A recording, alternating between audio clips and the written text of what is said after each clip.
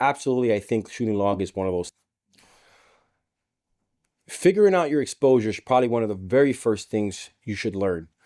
I did not figure that out for about a year until I really started to really get serious about what exposure actually meant for what the product that I was actually trying to produce becomes. So when I had my Blackmagic 4K, they had false color.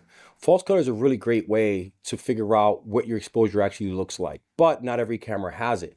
So there's waveforms, which some cameras have. They have vector scales.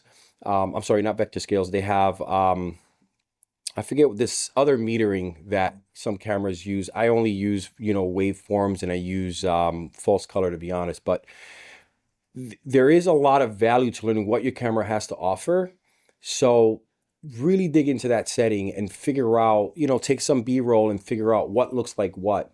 Even if you expose your natural color profiles in your camera the wrong way, it's gonna look off. So you just want to make sure that you're somewhere in the middle where you can still retain some of the highlights and some of the shadows, if I may. So yeah, so definitely look into the exposure. It's super important.